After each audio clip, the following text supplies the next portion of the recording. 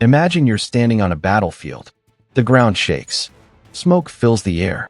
Enemy armor is closing in from 3 directions. Your radio crackles. Infantry is pinned down. Casualties are mounting. You have maybe 90 seconds before everything falls apart. And then you hear it.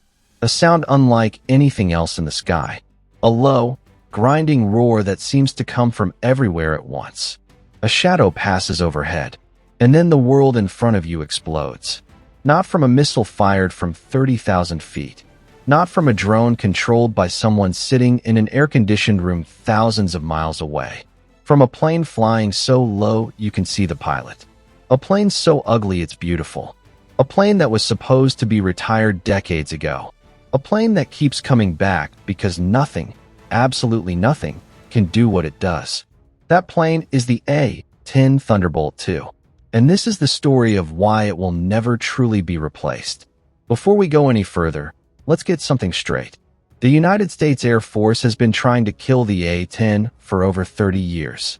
Generals have testified against it. Budget committees have voted to cut it. Replacement programs worth hundreds of billions of dollars have been launched specifically to make it obsolete. And yet here we are. The A-10 is still flying, still fighting, still saving lives on the ground, still doing things that no other aircraft on the planet can do. How is that possible? How does a plane designed in the late 1960s, built around a gun that was considered outdated by some standards even then, continue to survive every attempt to eliminate it? The answer to that question takes us deep into the history of air power, the politics of the Pentagon, the brutal reality of ground combat, and the extraordinary engineering that went into creating what many consider the most effective close air support aircraft ever built. To understand the A-10, you have to understand the world it was born into. The year is 1965. American forces are deep in Vietnam.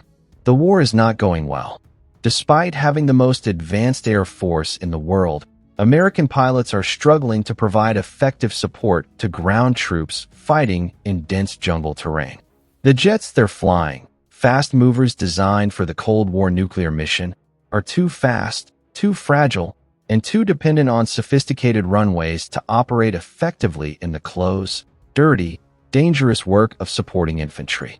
Pilots are flying F-100s and F-105s at speeds that make it almost impossible to identify small targets on the ground. They're getting shot down by relatively simple anti-aircraft guns because their aircraft weren't designed to absorb punishment. The propeller-driven A-1 Skyraider, a World War II-era design, is actually proving more effective in the close air support role because it can fly slow, carry a massive weapons load, and absorb hits that would destroy a jet. The Air Force looks at this situation and draws a conclusion that will shape everything that follows. They need a new aircraft, one purpose-built for close air support, one that can fly slow enough to find and identify targets, one that can carry enough weapons to make a real difference, one that can survive being shot at by the kind of weapons that enemy ground forces actually have. The request for proposals goes out in 1966. The requirements are demanding and, to many in the Air Force establishment, deeply unfashionable. The new aircraft has to be able to fly slow. It has to be highly maneuverable at low speeds and low altitudes. It has to carry a massive weapons load.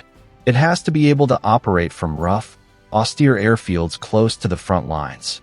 And most controversially, it has to be able to survive ground fire. Real ground fire. The kind that actually shoots down aircraft in combat.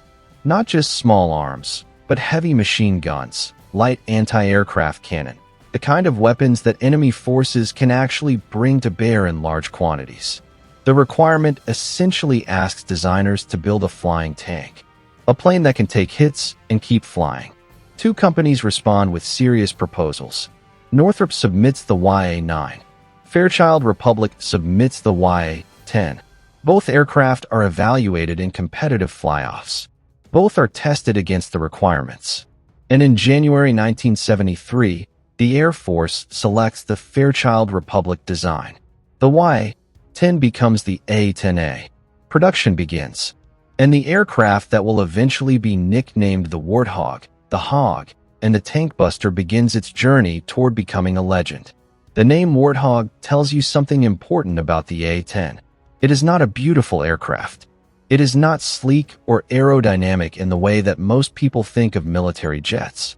It looks, frankly, like it was designed by committee, with different parts bolted together by engineers who weren't talking to each other.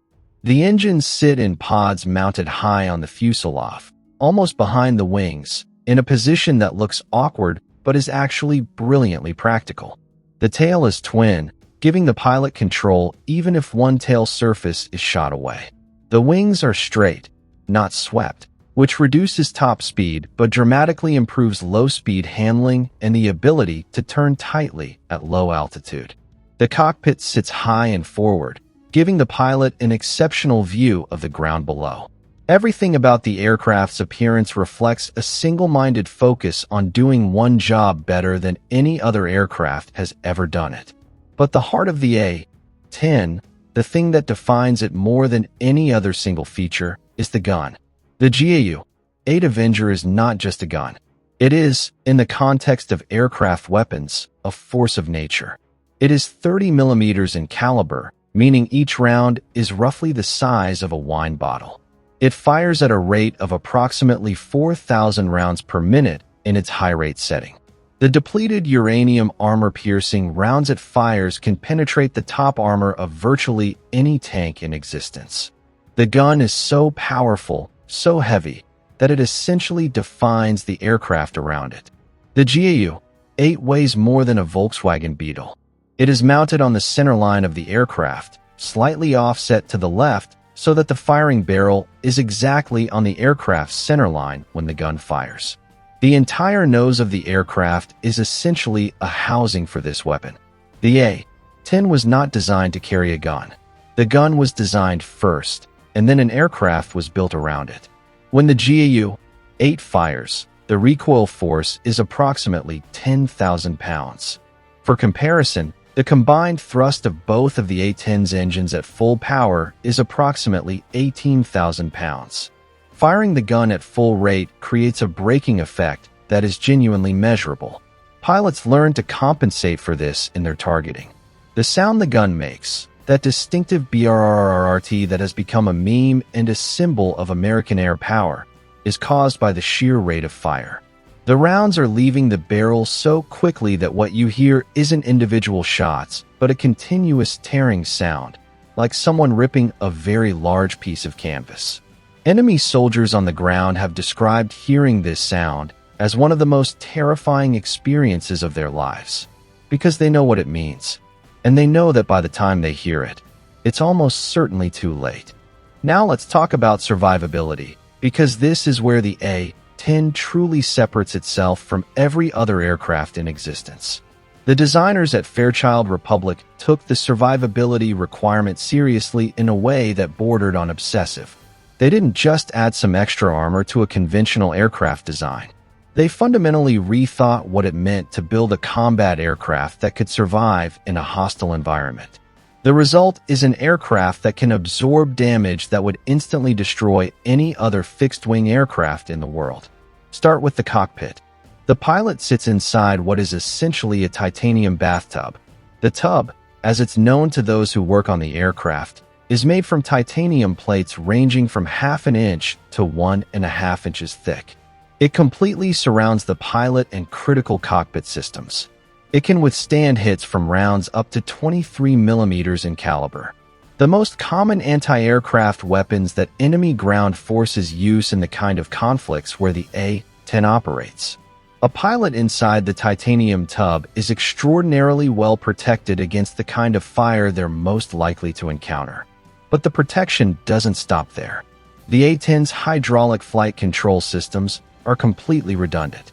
If all hydraulic systems are destroyed, the pilot can still fly the aircraft using manual reversion, a backup system that allows mechanical control even with no hydraulics whatsoever. The aircraft can fly and land with one engine. It can fly and land with 1/2 of the tail shot away. It can fly with significant portions of the wing missing. There are documented cases of A-10s returning to base with holes in the fuselage large enough to walk through. with one engine completely destroyed, with the landing gear damaged and unable to retract, with hydraulic fluid streaming from multiple leaks, and landing safely, and being repaired and flying again within days. The fuel system adds another layer of survivability. The fuel tanks are filled with a reticulated foam that prevents catastrophic explosions if the tanks are hit by incendiary rounds. The tanks themselves are self-sealing, capable of closing around small penetrations to prevent fuel loss. The plumbing that carries fuel is routed in a way that makes it extremely unlikely that a single hit will cut off fuel flow to both engines. The designers thought through every possible failure mode and found ways to allow the aircraft to survive each one. The engines add to this survivability in a way that seems almost counterintuitive. Those high-mounted engine pods that look so awkward actually serve a crucial purpose. They shield the engines from ground fire that would otherwise hit them from below.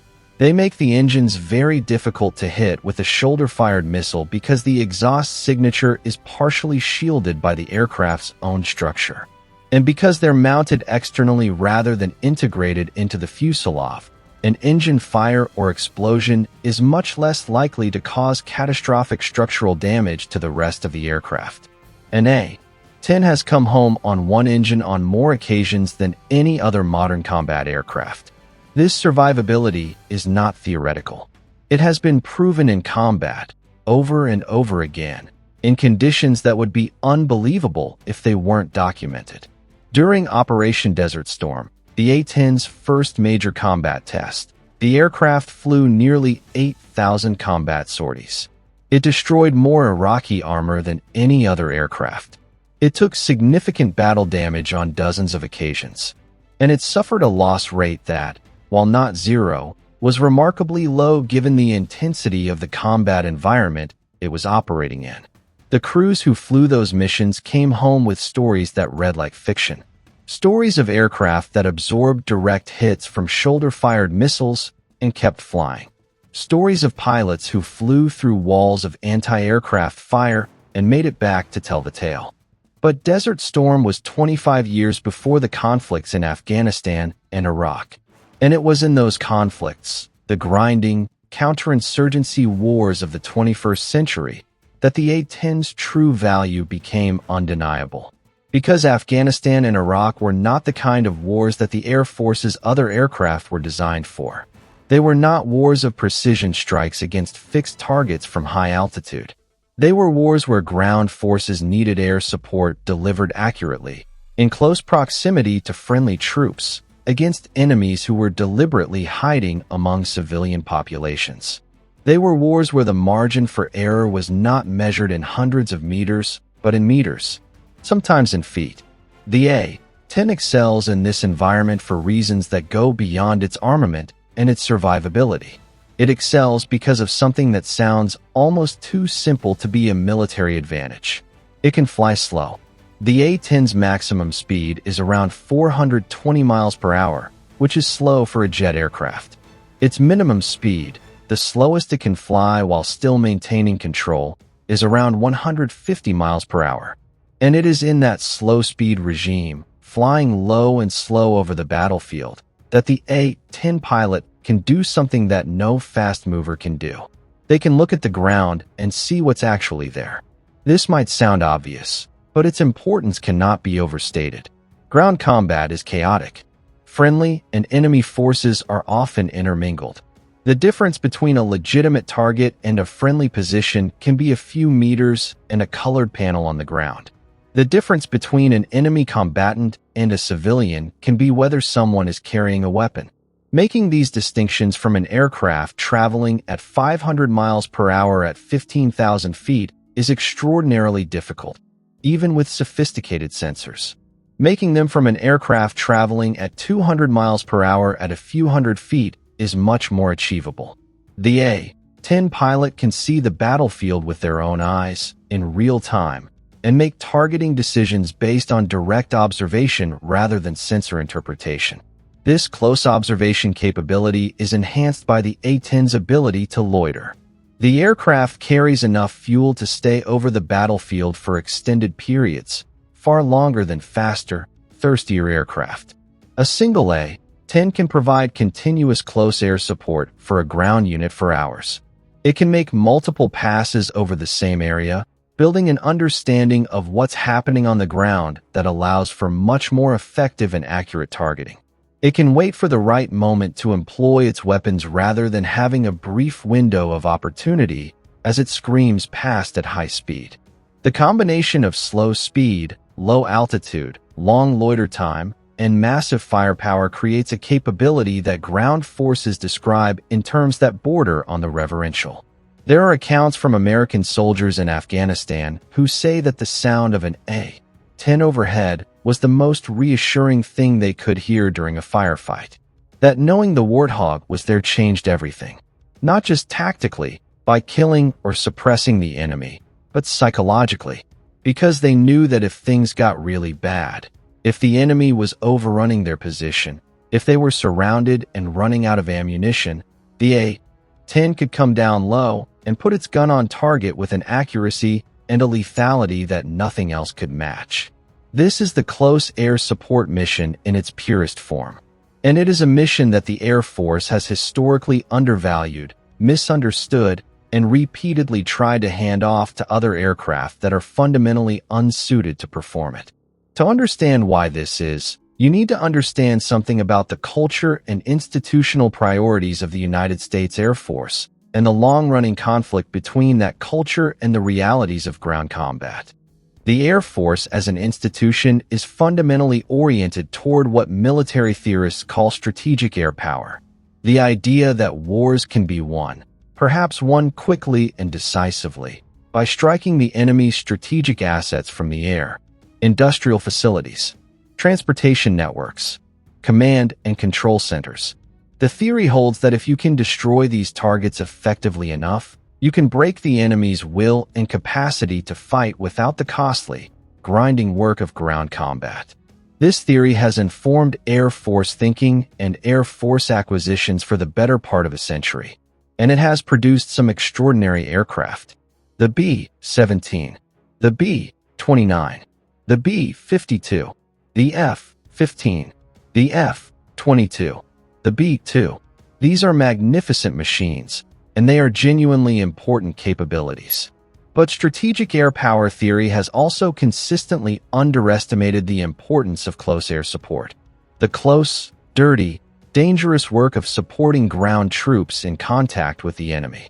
This work doesn't fit the strategic air power model. It doesn't win wars in dramatic, decisive strokes. It saves individual soldiers and small units from being overrun. It suppresses enemy fire so that American troops can maneuver. It kills the enemy's ability to bring direct fire on friendly forces. It is, in the truest sense, a supporting role. And the Air Force, as an institution, has never entirely embraced supporting roles. It wants to win wars, not support armies. This cultural disconnect has been the source of decades of conflict between the Air Force and the Army over how close air support should be provided, by whom, and with what aircraft. The Army, which has the most direct stake in the quality of close air support, has consistently advocated for dedicated CIS aircraft flown by pilots who are trained specifically for the mission and deeply familiar with the needs of ground forces. The Air Force has consistently resisted this, arguing that its multi-role aircraft can perform CAS when needed while also performing other missions, and that the resources devoted to a dedicated CIS aircraft like the A-10 would be better spent on more strategically oriented capabilities. This argument has been going on, in various forms, since at least the 1950s, and it continues today. Every time the Air Force proposes retiring the A-10, the Army objects. Every time the Air Force claims that another aircraft can do the CAS mission as well as the Warthog, ground forces push back. Because the ground forces know, from hard experience, that there is no substitute for an aircraft specifically designed and optimized for close air support, flown by pilots who specialize in that mission. The F-16 Fighting Falcon is a genuinely extraordinary aircraft. It's fast, agile, versatile, and capable of performing a wide range of missions. The Air Force has repeatedly argued that it can perform the CAS mission adequately, and it can, in certain circumstances, perform a version of the CAS mission. But it cannot do what the A-10 does. It doesn't have the gun or anything close to it. It doesn't have the survivability. It can't fly as slow or as low. It can't loiter for as long. And its pilots, who are trained for a wide range of missions and don't specialize in CAS the way A-10 pilots do, are not as deeply integrated into the ground combat system. The difference between an F-16 and an A-10 doing close air support is a bit like the difference between a general-purpose contractor and a specialist. Both can do the work, but only one of them does it every day, knows every trick, has built relationships with the teams on the ground, and is genuinely optimized for this specific job. The F-35 Lightning II is the most expensive weapons system in human history. It is a fifth-generation stealth aircraft with extraordinary capabilities in the air-to-air and strategic strike missions. The Air Force has argued, with increasing desperation as it seeks to justify the A-10's retirement, that the F-35 can replace it in the CAS role. This claim has been met with considerable skepticism from people who actually know what close air support requires. The F-35 is fast and sophisticated, but it is not survivable in the way that the A-10 is survivable. It does not have a comparable gun. Its low observable coatings are extremely vulnerable to the kind of battle damage that A-10s routinely absorb and survive. And it costs many times more per flight hour than the A-10, meaning that using it for the kind of intensive, sustained CAS operations that characterized Afghanistan would be economically ruinous. In 2015, the Air Force actually ran tests comparing the F-35 to the A-10 in the CAS role. The results were controversial and disputed. The Air Force claimed the tests showed the F-35 was competitive. Independent analysts and many in the ground combat community strongly disagreed. What the tests actually demonstrated to many observers was that the F-35 could perform some aspects of the CAS mission in some circumstances, but that it was fundamentally less suited to the mission than the A-10 in almost every operationally relevant scenario. The Air Force, which had a strong institutional interest in a particular result, read the tests differently. This controversy tells you a great deal about the politics surrounding the A-10 and its potential replacement. Let's take a step back and look at the specific conflicts where the A-10 has proven its value, because the historical record is the most powerful argument for the aircraft's continued relevance. We've talked briefly about Desert Storm and about the counterinsurgency wars in Afghanistan and Iraq. But the A-10's combat history is richer and more detailed than a brief summary can capture.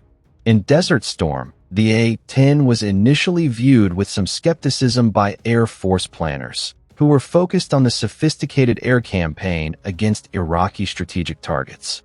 The Warthog was assigned to the anti-armor mission, hunting Iraqi tanks and armored vehicles in the Kuwaiti theater of operations. What happened next surprised many people who had underestimated the aircraft. A-10 pilots flying at low altitude, using their exceptional eyes-on capability, destroyed an enormous number of Iraqi armored vehicles. The official count credits A-10s with destroying more than 900 tanks, approximately 2,000 other military vehicles, and over 1,000 artillery pieces. These numbers are staggering. No other aircraft came close to this level of anti-armor effectiveness, and the pilots achieved it using a combination of the GAU, 8-gun, Maverick missiles, and bombs, selecting the right weapon for the right target based on real-time assessment of the threat environment. But Desert Storm also revealed something important about the A-10's limitations in certain threat environments. The Iraqi Air Defense Network, while not as sophisticated as what the A-10 would face in a high-end peer conflict, was capable enough to impose real costs. Several A-10s were lost to ground fire and surface-to-air missiles. The aircraft's low speed and relatively large radar cross-section make it vulnerable in environments where the enemy has sophisticated air defense capabilities. This vulnerability has been one of the Air Force's most persistent arguments for replacing the A-10, and it is not without merit. In a conflict against a peer adversary with modern integrated air defense systems, the A-10's survivability characteristics that make it so effective against simple ground threats would not protect it from advanced surface-to-air missiles. This is a real limitation, but it needs to be understood in context. The conflicts where the A-10 has actually been used in combat have overwhelmingly been conflicts where enemy air defenses were limited. Counterinsurgency operations, support for partner forces against non-state actors, operations against adversaries that lack sophisticated air defense networks. And the A-10's advocates argue, with considerable logic, that these are precisely the kinds of conflicts that the United States is most likely to fight in the future. Peer-on-peer conflict against a Russia or China with modern integrated air defense is a real possibility that must be prepared for. But the more frequent operational reality has been and continues to be lower-intensity conflicts where the A-10's specific capabilities are directly relevant. Afghanistan provided perhaps the most powerful argument for the A-10's continued relevance. For nearly 2 decades, American ground forces fought an enemy that was skilled, determined, and deeply familiar with the terrain.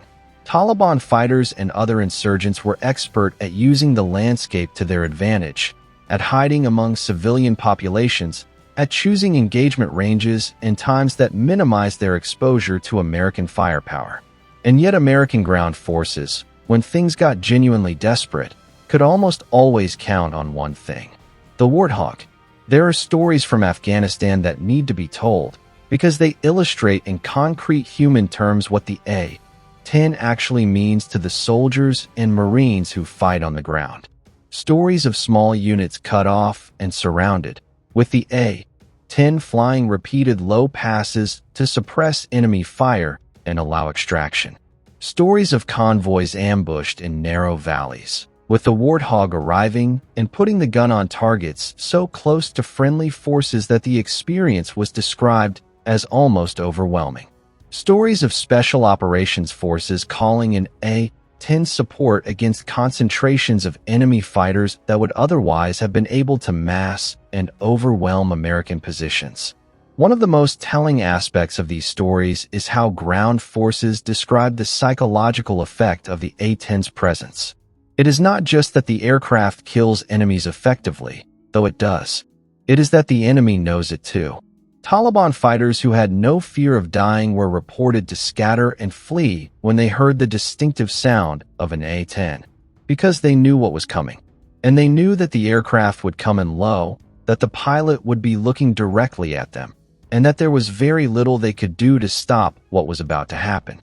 The psychological dimension of the A-10's effectiveness in close air support is almost impossible to replicate with other systems. The A-10 pilots themselves represent a unique culture within the Air Force. Flying the Warthog is not, traditionally, considered the glamour assignment in the fighter pilot world. It's not the F-22 or the F-15E. It's not the role that gets featured in recruitment posters. But the pilots who fly it develop an extraordinarily deep connection to both the aircraft and the ground forces they support. They spend enormous amounts of time learning the needs and the language of ground combat. They train intensively with Army and Marine Corps units.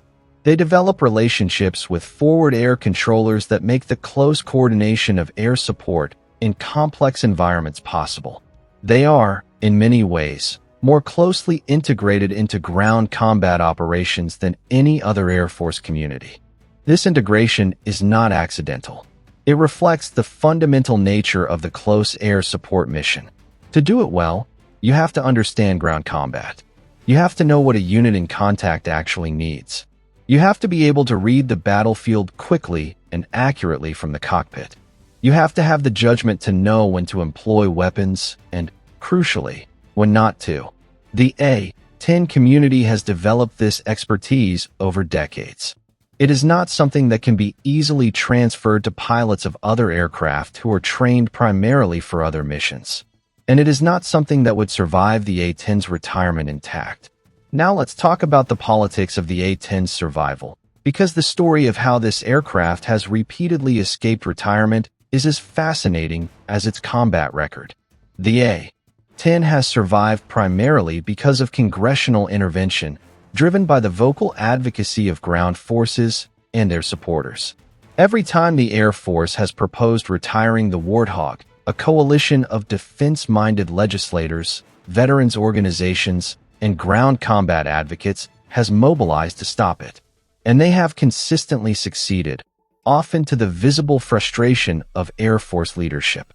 The most recent and most serious attempt to retire the A-10 came in the period from roughly 2014 to 2016.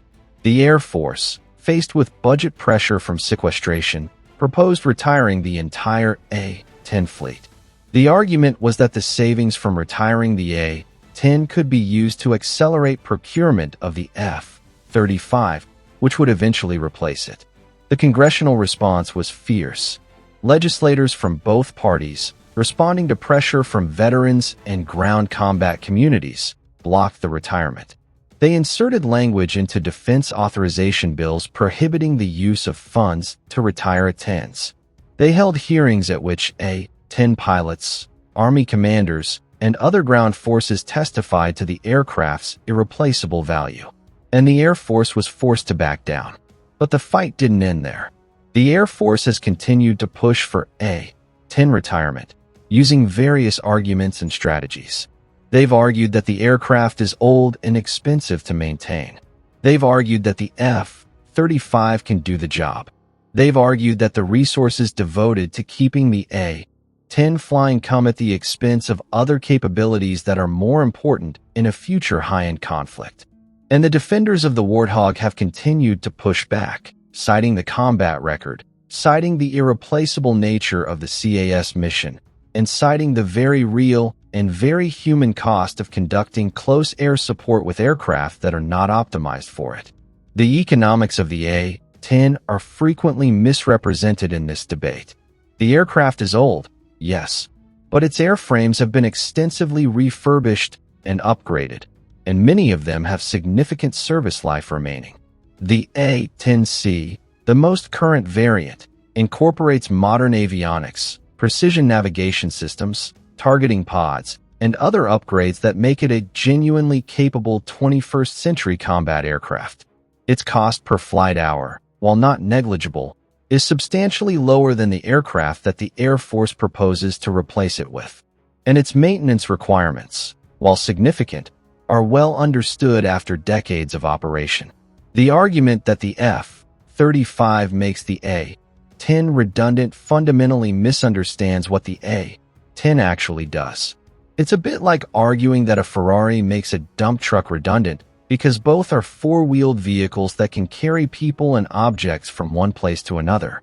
Yes, technically true, but the Ferrari cannot do what the dump truck is built for, and the dump truck cannot do what the Ferrari is built for. The A-10 is not a multi-role aircraft. It is not trying to be an air superiority fighter or a strategic strike aircraft. It is a purpose-built close air support platform, and it is extraordinarily good at what it does precisely because it was designed to do nothing else. The debate about the A-10's replacement also needs to be understood in the context of the broader transformation of air power that is underway. Unmanned aerial vehicles, drones, have been touted as a potential replacement for the manned CIS aircraft.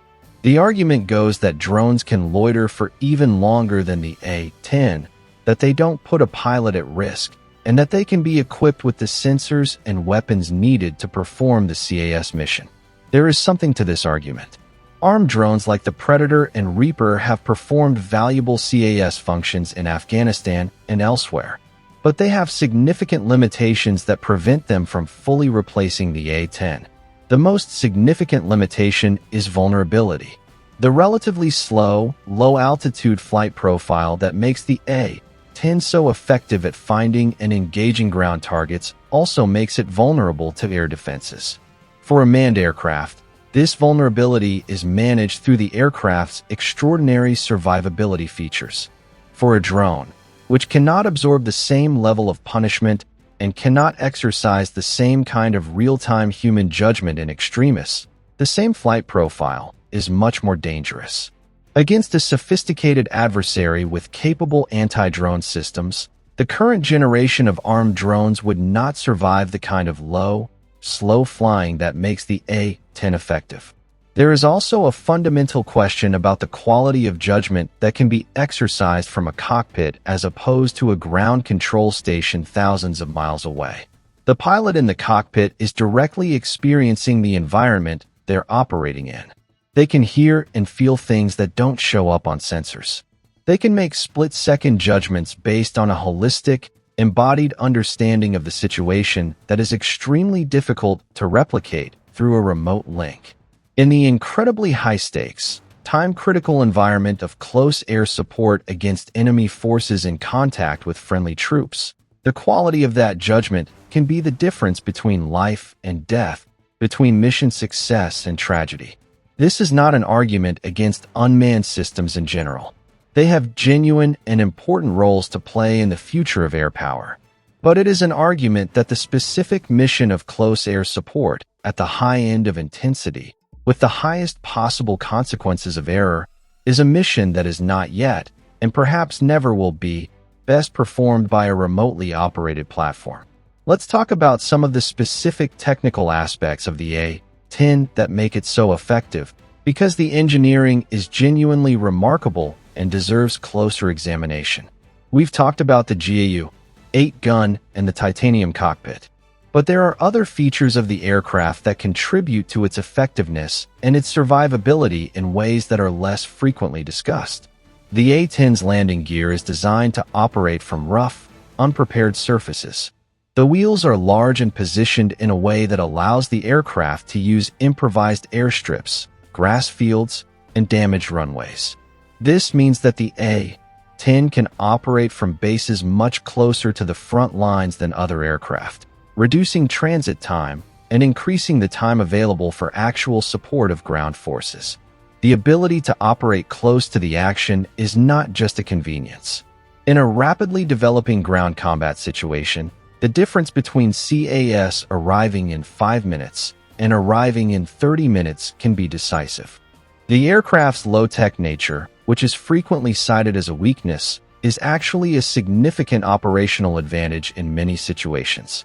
The A-10 does not require the elaborate support infrastructure that more sophisticated aircraft demand.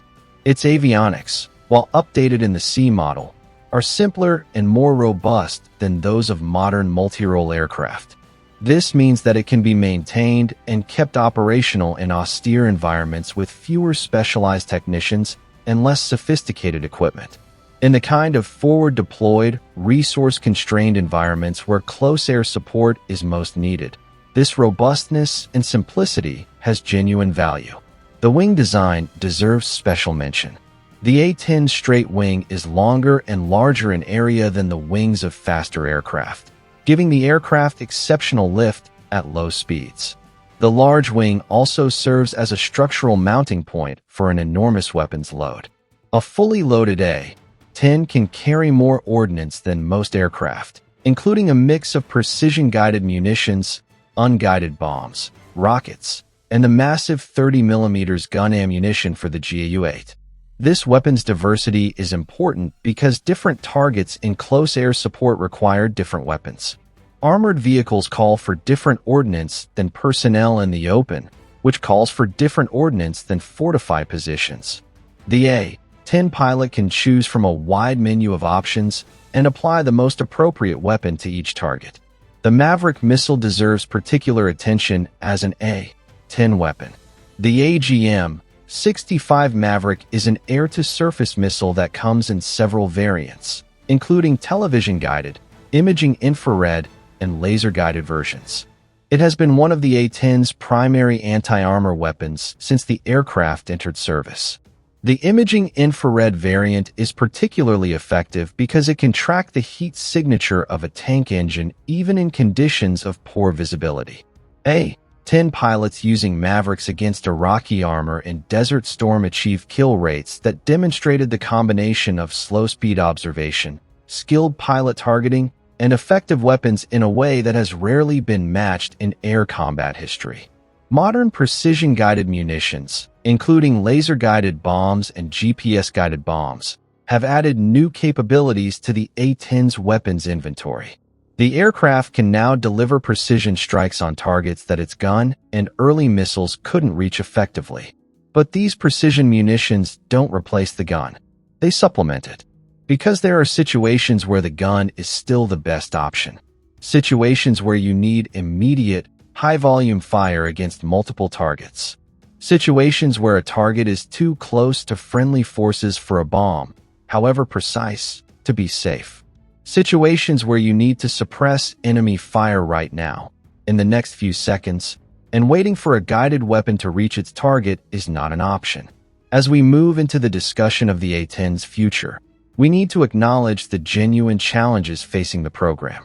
The aircraft's airframes are aging, and despite extensive refurbishment programs, there are real questions about how long they can continue to fly safely. The supply chain for A-10 specific components is shrinking as the aircraft's production ended decades ago, and maintaining the supply of parts for an aging fleet is an increasingly significant logistical challenge. The cost per flight hour, while lower than newer aircraft, is not declining, and in a budget environment where every defense dollar is scrutinized, these costs attract attention. The Air Force's future planning has consistently de-emphasized the A-10. The service's focus on preparing for high-end peer conflict has led to a prioritization of fifth-generation aircraft, long-range strike capabilities, and advanced air defense systems. The A-10 doesn't fit neatly into this vision. It's designed for the kind of conflict, low to medium intensity, with limited enemy air defenses, where American forces have air superiority, and the main challenge is supporting ground troops effectively. And while this kind of conflict has been the operational reality for the past 3 decades, the Air Force argues that it must also prepare for more demanding scenarios.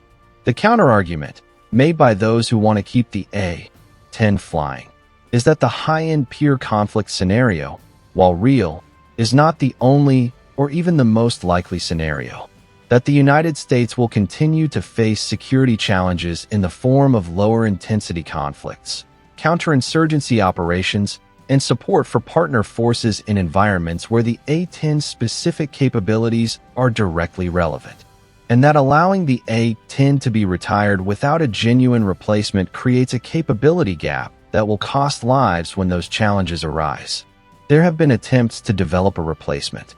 The OAX program, which sought to develop or identify a light attack aircraft that could perform some CAS functions at much lower cost, never resulted in a fielded aircraft.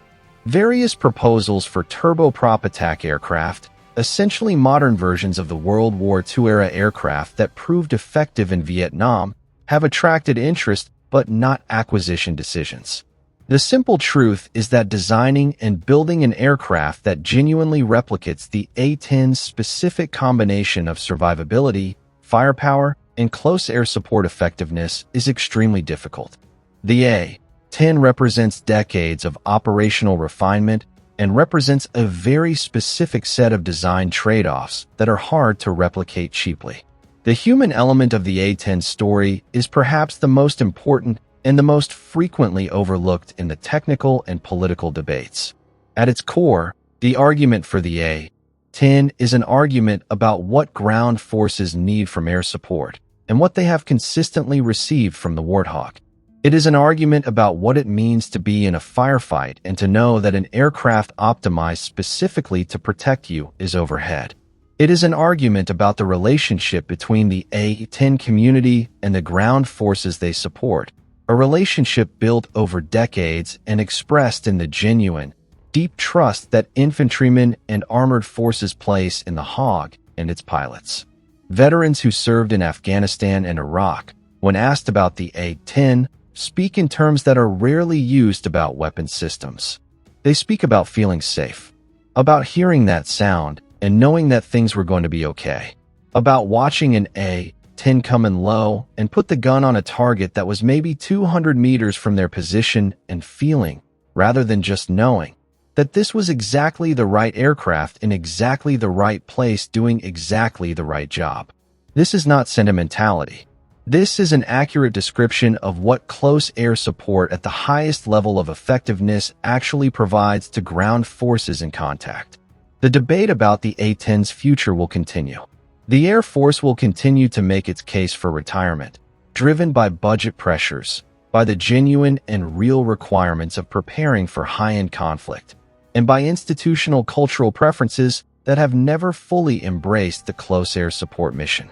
The defenders of the Warthog will continue to make their case, driven by the combat record, by the testimony of ground forces, and by the very real and very dangerous capability gap that would be created by the aircraft's retirement without a genuine replacement. But here is what is certain. The close air support mission is not going away. Ground forces will continue to need dedicated, effective, lethal air support in close proximity to friendly troops.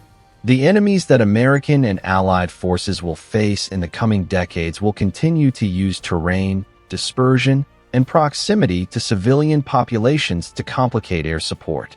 The need for an aircraft that can fly slow, fly low, look carefully at what's on the ground, survive hits, and put steel on target with extraordinary precision and lethality will not diminish. It will, if anything, increase. And so the question is not really whether the capability the A-10 represents is needed. That question has been answered definitively by 3 decades of combat. The question is whether that capability will be provided by the A-10 itself, preserved in service through ongoing upgrades and maintenance, or by something else. And right now, there is nothing else. There is no aircraft in development, in procurement, or even in serious conceptual planning that genuinely replicates what the A-10 does. The F-35 cannot do it. Drones cannot fully do it. Light attack aircraft proposals have not resulted in a fielded system. The A-10 stands alone. The most likely scenario for the coming decade is that the A-10 continues to fly, continues to be upgraded incrementally, and continues to provide the irreplaceable capability that ground forces depend on, while the Air Force continues to argue for its eventual retirement and continues to fail to develop a genuine replacement. The aircraft that was designed in the late 1960s and first flew in 1972 will almost certainly still be flying in the 2030s, and perhaps beyond. There is something almost poetic about this. In an era of fifth-generation stealth fighters, hypersonic missiles, autonomous drones, and space-based capabilities, the most important aircraft for ground troops is a subsonic, twin-engine, straight-wing attack plane whose most distinctive feature is a massive gun designed primarily to kill tanks. It is not glamorous. It is not fast. It is not stealthy. It is not expensive. By the standards of modern military aviation, it is almost aggressively unfashionable, and yet it is irreplaceable. The A-10 endures not despite its design philosophy, but because of it.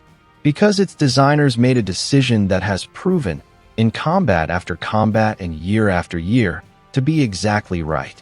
They decided that the most important thing a close air support aircraft could do was to be effective at close air support, not at a dozen other missions as well.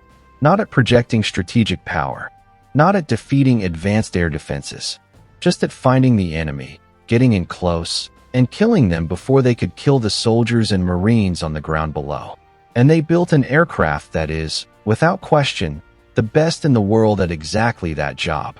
The Warthog will fly on, not because the Air Force loves it, not because it fits neatly into any vision of future war, but because the ground forces need it.